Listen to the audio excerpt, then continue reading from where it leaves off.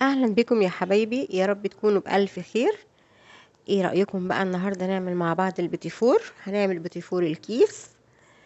هنعمله بطريقه سهله ودايب كده دوب، وفي نفس الوقت متماسك. مقادير مظبوطه عن تجربه، اتمنى تجربوه وتقولوا رايكم فيه ايه رايكم في الحلاوه والجمال ده. اتمنى تقولوا لي رايكم. يلا حبايبي، ما تنسوش اللايك والشير وتعليقاتكم الحلوه. ويلا بينا بقى نشوف البيتيفور الدايب دوت احنا عملناه ازاي. انا هنا في العجان ومعايره كوبايتين من الزبده بدرجه حراره المكان، ومعايا كمان كوبايه سكر بودر. هنضرب السمنه كده الاول. بعد ما ضربنا الزبده هنزل بكوبايه السكر واضربهم كويس جدا مع بعض. بعد ما ضربناهم كده كويس، بصوا بقوا مفهوم كده، هنزل ببيضه. دي بيضه كامله. بعد ما ضربت البيضة هنزل كمان باتنين صفار بيض. انا هنا فاصلة البياض وواخدة الصفار بس. هنزل باتنين صفار، وكمان هنزل بحوالي ربع معلقة صغيرة من الفانيليا. الفانيليا بتديها ريحة حلوة وكمان عشان البيض. بعد ما ضربتهم كويس انا هنا معايا 3.5 كوب دقيق نخليه كويس، وهنزل عليه برشة ملح صغيرة. هنزل بنص كمية الدقيق واشغل العجان.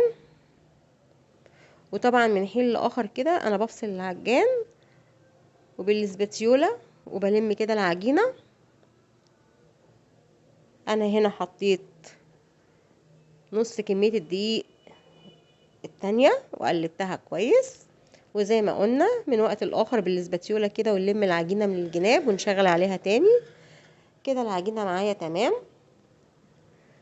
معايا هنا كيس الحلويات. هبتدي الم بقى البيتيفور كده،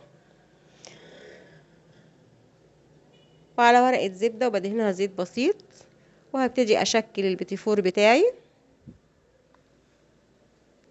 انا هنا عملت الوردة وعملت جزء بشوكولاتة. كل الحكاية ان انا حطيت معلقتين شوكولاتة على البيتيفور وقلبته كويس، عجنته يعني في العجانة. انا هنا بين البيتيفورة والبيتيفورة بسيب مسافة عشان طبعا هو بيفرش شوية في الفرن. هنا بعد ما خلصته كله ومولعة الفرن على درجة حرارة 180 وسايباها تسخن بقالها 10 دقايق. هندخله الفرن بقى ونشوفه بعد ما يطلع. هنا البيتيفور بتاعي استوى، خد حوالي يعني بياخد من 10 دقايق ل15 دقيقة حسب فرنك. هو طبعا سخن جدا، لونه بيبقى ذهبي كده من فوق واخد لون من تحت بسيط. ودي الكمية يا حبايبي اللي احنا عملناها. وهنا معايا شوكولاتة جوفرتينا، خدت اقل من نص الباكو. هدخله الميكروويف اسيحها، وبعد ما ساحت انا حطيت عليها 3 معالق كبار من اللبن وقلبتها. ومعايا مربى ومعايا شوكولاته فرماسيه ومعايا جوز الهند. نبتدي بقى نشكل البيتيفور. هلزقها كده بشوكولاته، وهنزل بجزء منها اغلفه بالشوكولاته. وبعد كده هعملها بجوز الهند، لزقاها بالشوكولاته وغلفتها شوكولاته وعملتها بجوز الهند. وكمان هنا هلزقها بالمربى،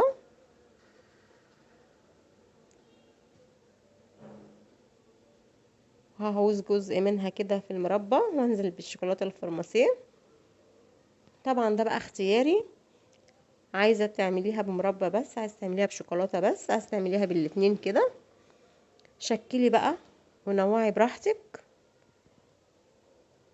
انا هنا كده خلصت الكمية اهي كلها وزينتها، وعملت كمان كمية بشوكولاتة بس كده. اتمنى وصفة النهاردة تكون عجبتكم وتجربوها وتقولي رأيكم، واشوفكم على الف خير.